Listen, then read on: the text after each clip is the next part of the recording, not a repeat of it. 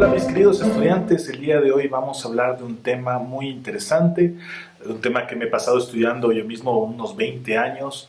Vamos a hablar de la personalidad.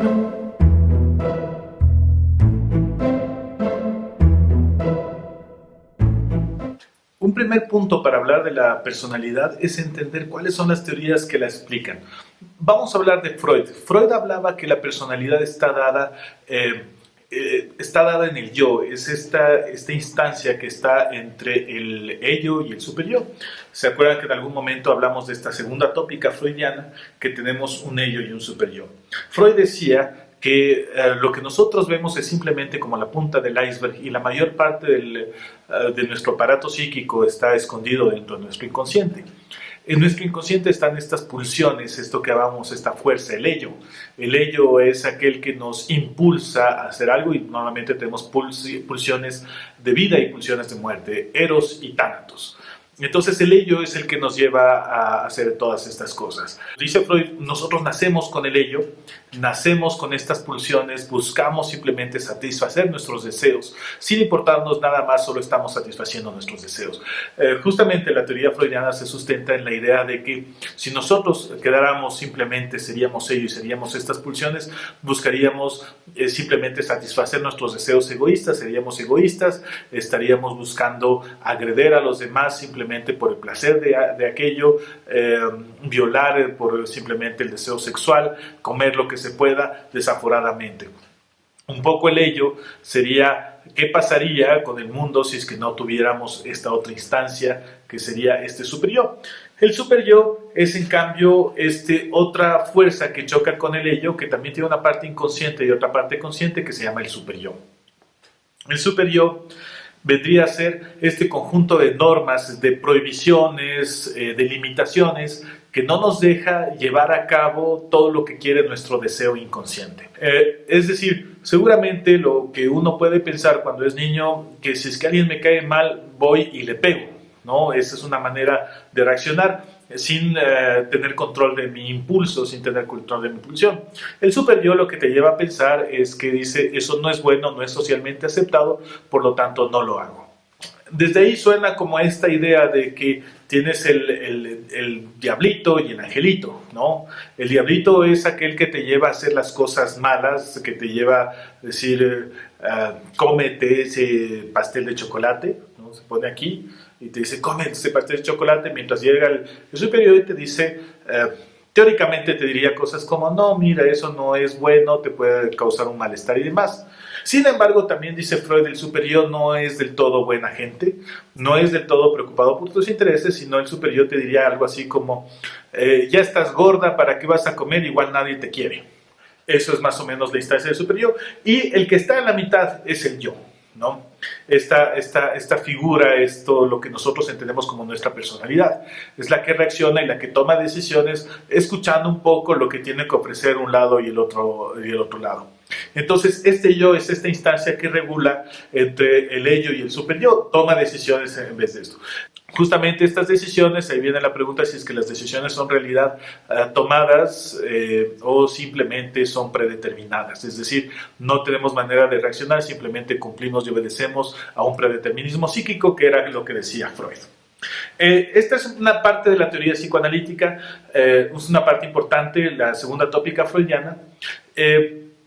Para entender esto, no es que nacemos ya con un superyo, como les decía, sino tenemos un ello y poco a poco vamos formando nuestro superyo. Poco a poco Freud las separó en etapas de desarrollo psicosexual. Las etapas de desarrollo, como veíamos desarrollo, son cosas que vamos cumpliendo, nos va progresando, son como peldaños que vamos haciendo. Freud justamente establece estas etapas de desarrollo psicosexual, las etapas psicosexuales, basados en algún tipo de órgano, de algún tipo de características. Freud establecía que tenemos 5 etapas de desarrollo psicosexual, pero que podemos tener fijación en esta etapa. ¿Qué quiere decir fijación? Que los conflictos de esta etapa no se resolvieron del todo, por lo tanto, cierta parte de su psique inconsciente permanece fija en esta etapa. La secuencia que propone Freud es interesante, puesto que habla cómo se van desarrollando algunas cosas en la infancia que quedan marcadas hasta la vida adulta. Un poco lo que también decía Bowlby, un poco lo que decía Piaget, decía Erik Erikson, que son cosas de estas resoluciones siguen marcando nuestra vida. Es decir, la infancia tiene mucho que ver en la formación de nuestra personalidad.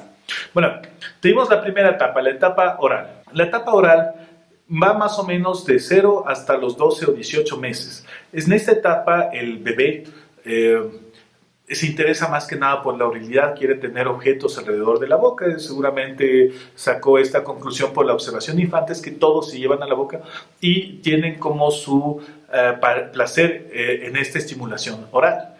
En esta etapa también es donde comienza a implantarse lo que se llama el principio de realidad.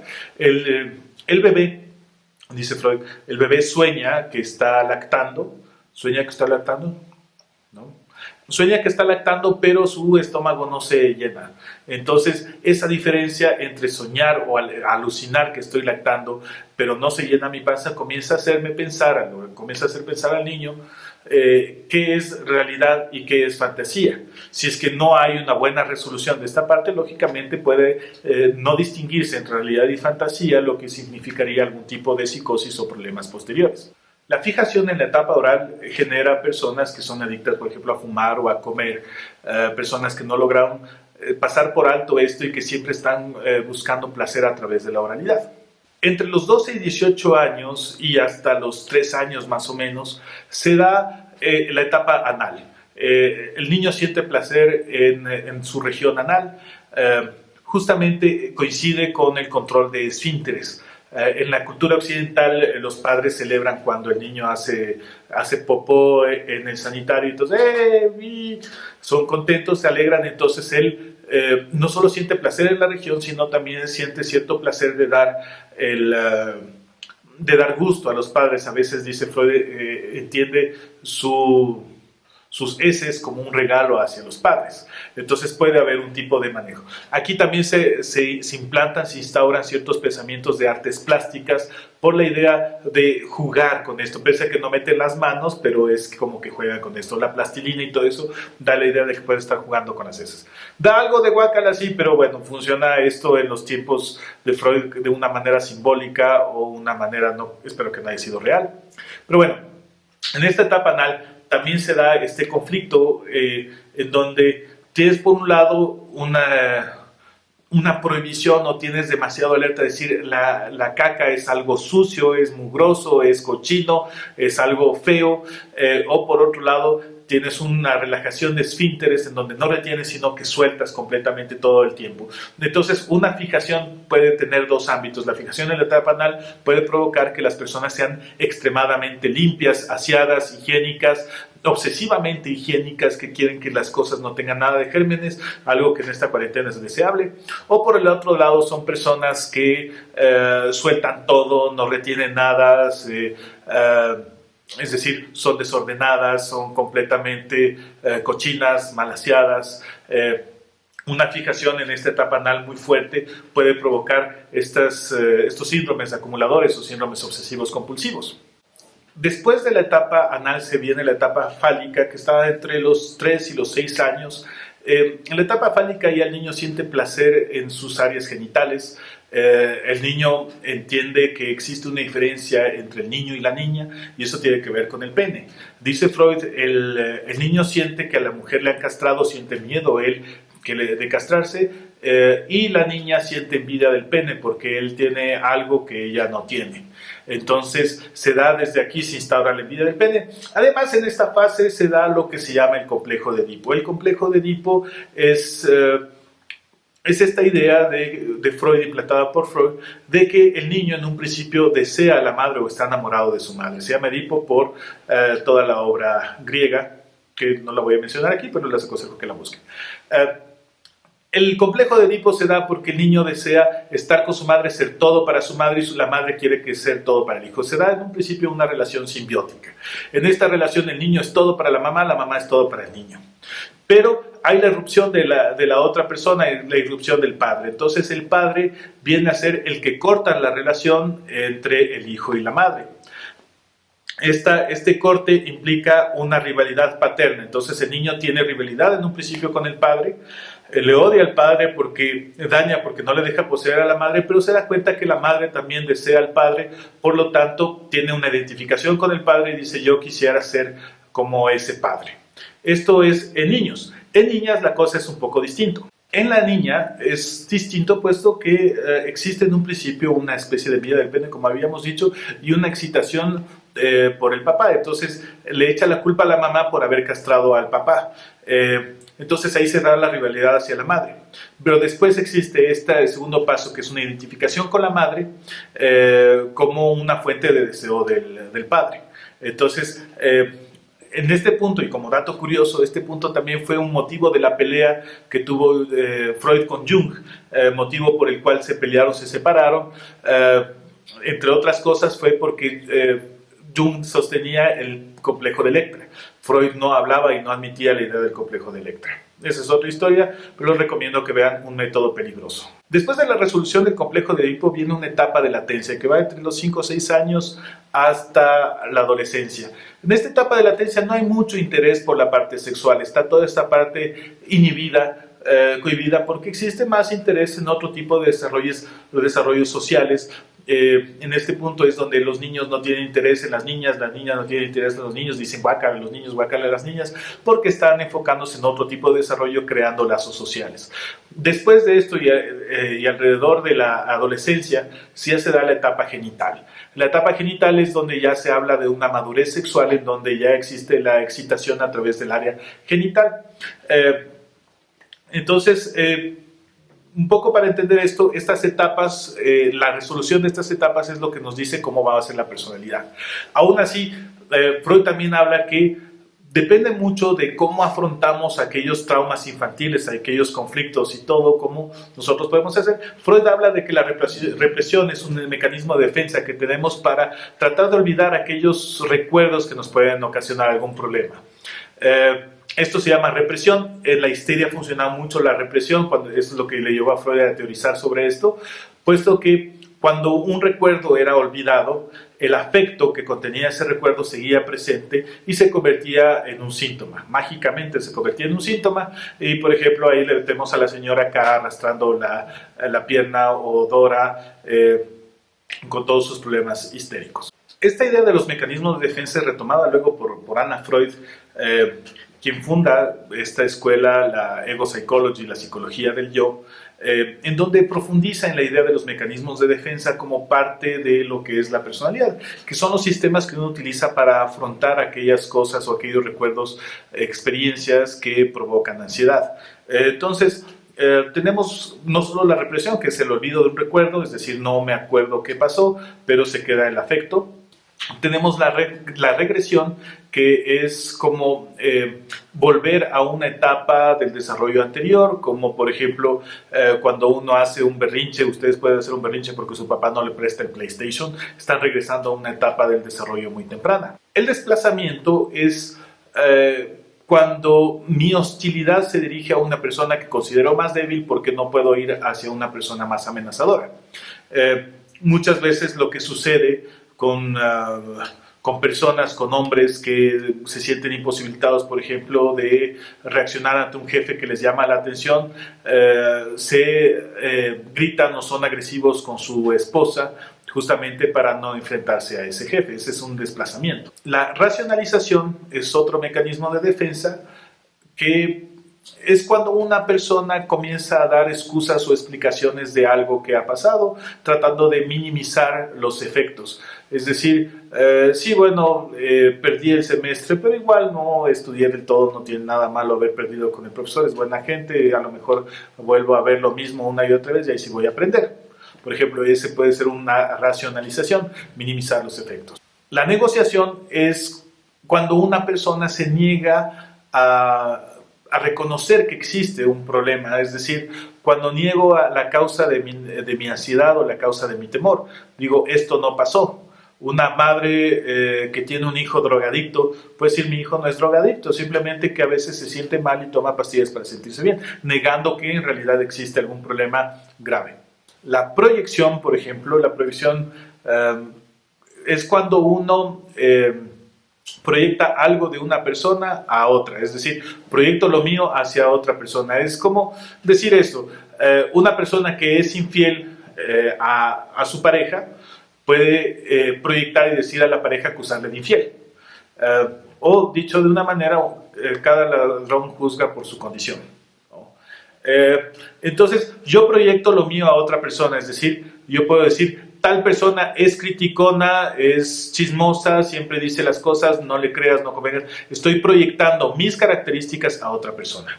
La sublimación es algo chévere, es como cuando una persona tiene un sentimiento no deseado, una emoción o un impulso no deseado y lo trata de mover hacia actividades que son socialmente aceptadas, como por ejemplo puede ser que una persona sádica que le gusta el hecho, la idea de desmembrar a una persona se convierte en un cirujano.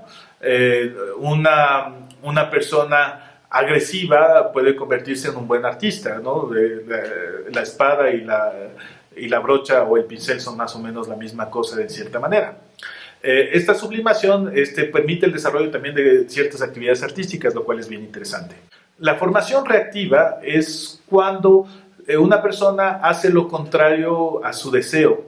Por ejemplo, una madre que no soporta a su pareja, no soporta, perdón, a su hijo, buscaría portarse bien con ella, cariñosa y demás, justamente teniendo una formación reactiva. Le rechaza, por lo tanto, se muestra más cariñosa, ¿no? Esa es la formación reactiva. Bueno, estos son algunos de los mecanismos de defensa, más que nada observados por Anna Freud, la hija de Freud, y que luego se movieron al ego psychology. De todas las propuestas psicoanalíticas, hay muchas críticas, puesto que Freud se basó en esta idea inductiva, en donde ve un caso y de pronto de eso hace toda una teoría. No hay prueba, no hay evidencia, no hay más allá de experimentos. El psicoanálisis siempre ha sido criticado por la ciencia, sin embargo el psicoanálisis hasta la actualidad sigue en vigencia, algunas teorías de Freud siguen en vigencia y muchas otras han sido dejadas de lado. Del psicoanálisis surgieron algunas nuevas propuestas. Jung, por ejemplo, Jung fue discípulo de Freud, o más que discípulo, fue compañero o colega, trabajaron juntos al origen de la idea de psicoanálisis, se separaron y cada uno fue por sus lados. Jung tenía un aire más misticismo, les aconsejo leer el libro rojo de Jung. Tiene un aire más esotérico, tenía una idea más mágica que desesperaba a Freud. Freud tenía una idea mucho más sexual que desesperaba a Jung. Con todo, muchas ideas de Jung han sido descartadas, pero igual otras se quedan, están pendientes. Uno de los puntos que decía Jung, que era algo muy interesante, es que existe un inconsciente colectivo, es decir, no somos dueños de nuestro inconsciente está en la cultura. Y es por eso que tenemos ciertas personalidades que se manifiestan en la cultura, llamadas arquetipos, ¿no?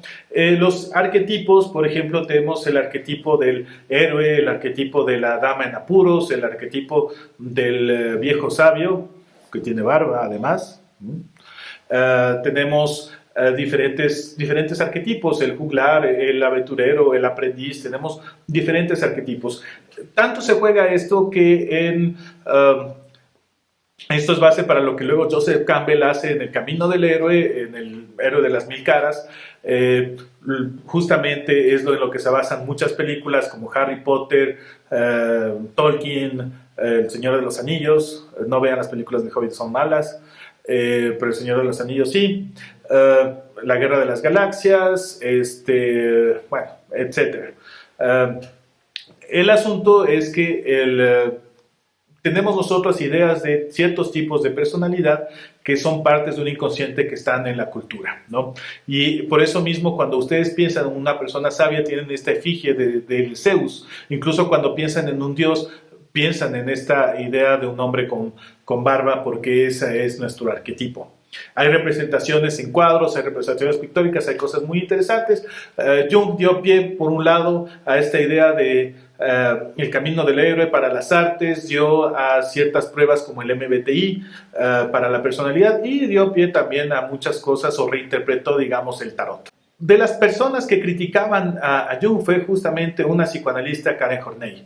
Karen Horney, ella criticaba la idea de que la mujer en realidad envidiaba el pene, diciendo que en realidad es el hombre el que envidiaba a la capacidad de satisfacción que puede sentir la mujer y que por eso tenía una formación reactiva que se formaba en un tema más patriarcal.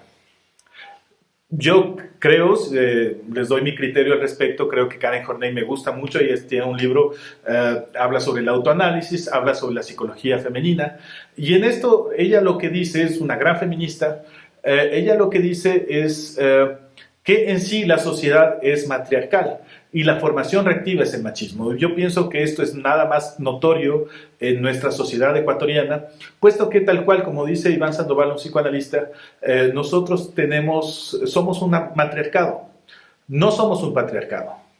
Eso no descarta, el matriarcado no descarta el machismo, pero viene desde las mismas madres la idea del machismo. Y los hombres, para ejercer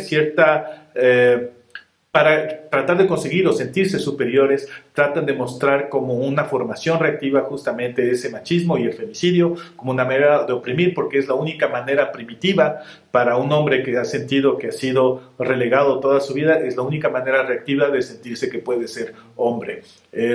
Con todo, si es que ustedes son hombres machistas, están hablando mucho de su complejo de inferioridad respecto a la mujer, y si es que ustedes mujeres están con un machista, están hablando mucho de su sentimiento de inferioridad como mujer. Eso como un dato curioso. Bueno, Adler es otro post-freudiano que habla que en realidad la personalidad está dada por el orden de nacimiento de los hijos. Es decir, hay un hijo mayor que tiene ciertos tipos de características, el hijo intermedio tiene otras características y el hijo menor tiene otras características. Puede ser estas cuestiones, estas situaciones de personalidad, pero no creo que son las únicas que influyen. Es decir, él decía que siempre el hijo del medio tiene algún tipo de problema porque es un hijo sándwich y demás. Quizá hablando un poco de los psicoanalistas, tiene muchas críticas, puesto que sus teorías son más elucubraciones que no necesariamente son verdaderas. Sin embargo, la teoría psicoanalítica es súper seductora y una vez que uno comienza a estudiar de esto, es difícil salirse. Es muy interesante, les recomiendo que lean sobre este tema y les recomiendo que vean la película Un método peligroso. Eso es todo por hoy, nos vemos la siguiente clase.